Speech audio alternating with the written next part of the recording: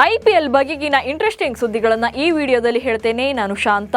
ನೀವು ಸುದ್ದಿಯಾನದ ಸಬ್ಸ್ಕ್ರೈಬರ್ ಆಗೋದಕ್ಕೆ ಮರಿಬೇಡಿ.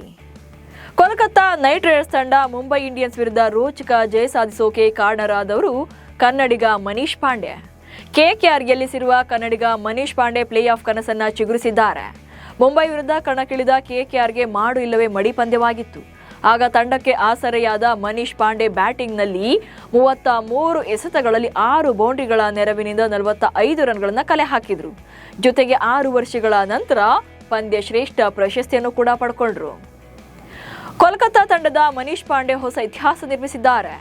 IPL ಇತಿಹಾಸದಲ್ಲಿ ಸತತ 19 ಸೀಸನ್ಗಳಲ್ಲಿ ಬ್ಯಾಟ್ ಮಾಡಿದ 3ನೇ ಆಟಗಾರ ಎಂಬ ಸಾಧನೆ ಮಾಡಿದ್ದಾರೆ.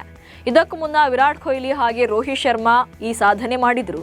ಮುಂಬೈ ಪರ ಕಣಕ್ಕಿಳಿಯುವ ಮೂಲಕ IPL ಕೆರಿಯರ್ ಅನ್ನು ಆರಂಭ ಮಾಡಿದ್ದ ಮನೀಶ್ ಪಾಂಡೆ ಆ ಬಳಿಕ ಬೆಂಗಳೂರು, ಪುಣೆ ವಾರಿಯರ್ಸ್, ಹೈದರಾಬಾದ್, ಲಕ್ನೋ ಪರ ಕಣಕ್ಕಿಳಿದಿದ್ರು. CSK ಮತ್ತು GT ತಂಡಗಳ ನಡುವಿನ ಮುಖಾಮುಖಿಗೆ ಕೌಂಟ್ಡೌನ್ ಸ್ಟಾರ್ಟ್ ಆಗಿದೆ. ಈ ಪಂದ್ಯದಲ್ಲಿ ಗುಜರಾತ್ ಟೈಟನ್ಸ್ ಗೆದ್ರೆ 18 ಅಂಕವನ್ನ ಪಡೆಯಲಿದೆ. ಈ ಮೂಲಕ ಅಂಕಪಟ್ಟಿಯಲ್ಲಿ 2ನೇ ಸ್ಥಾನದಲ್ಲಿ ಕಾಣಿಸಿಕೊಳ್ಳುವಂತ ಮೂಲಕ ಮೊದಲ ಕ್ವಾಲಿಫೈರ್ ಆಡುವಂತ ಅವಕಾಶವನ್ನ ಹೆಚ್ಚಿಸಿಕೊಳ್ಳುತ್ತೆ. ಅತ್ತ ಪ್ಲೇ ಆಫ್ ರೇಸ್ನಲ್ಲಿ ಉಳಿಯಬೇಕು ಅಂದರೆ CSK ಈ ಪಂದ್ಯವನ್ನು ಗೆಲ್ಲಲೇಬೇಕು. GT ವಿರುದ್ಧ ಚೆನ್ನೈ ಗೆದ್ರೆ RCB ತಂಡ ಮೊದಲ ಕ್ವಾಲಿಫೈರ್ ಆಡೋದು ಕನ್ಫರ್ಮ್ ಆಗಲಿದೆ.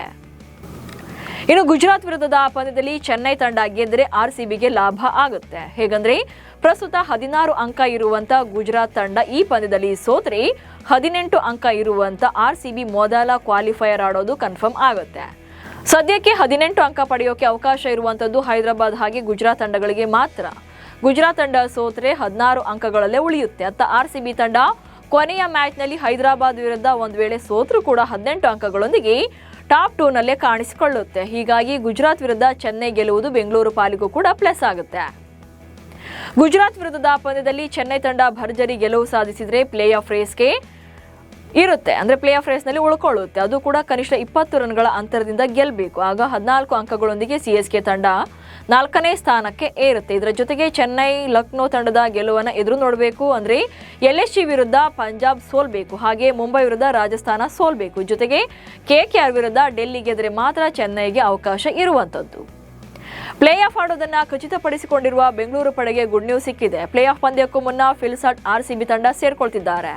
ಕಳೆದ ಏಪ್ರಿಲ್ 18ರಂದು ಡೆಲ್ಲಿ ವಿರುದ್ಧದ ಮ್ಯಾಚ್ ಅಲ್ಲಿ ಫೀಲ್ಡಿಂಗ್ ಮಾಡುವಾಗ ಅವರ ಎಡಗೈ ಬೆರಳಿಗೆ ಗಾಯವಾಗಿತ್ತು. ಗಾಯದ ಕಾರಣ ಇಂಗ್ಲೆಂಡ್ಗೆ ತೆರಳಿದ್ದ ಸಾಲ್ಟ್ ಈಗ ಸಂಪೂರ್ಣವಾಗಿ ಫಿಟ್ ಆಗಿ RCB camp ಸೇರಿಕೊಳ್ಳಲಿದ್ದಾರೆ.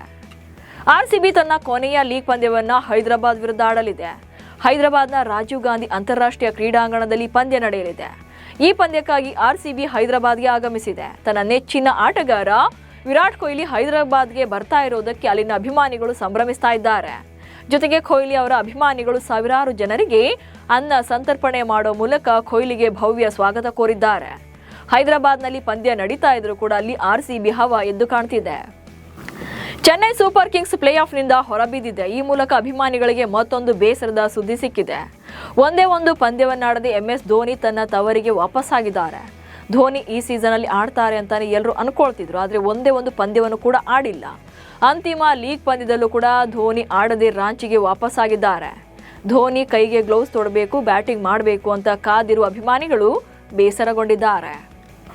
Bowler Mohammed Shami ಅವರಿಗೆ ಬಿಗ್ ರಿಲೀಫ್ ಸಿಕ್ಕಿದೆ. ಪತ್ನಿ ಹಸೀನ್ ಜಹಾನ್ ಮಾಡಿದಂಥ ಆರೋಪಗಳಿಂದ ಶಮಿ ಅವರನ್ನ ಅಲಿಫೋರ್ ನ್ಯಾಯಾಲಯ ಖುಲಾಸೆಗೊಳಿಸಿದೆ. ಮೊಹಮ್ಮದ್ ಶಮಿ ವಿರುದ್ಧ ಹಸೀನ್ ಜಹಾನ್ 1 ಲಕ್ಷ ರೂಪಾಯಿ ಚೆಕ್ ಬೌನ್ಸ್ ಪ್ರಕರಣ ದಾಖಲಿಸಿದ್ರು.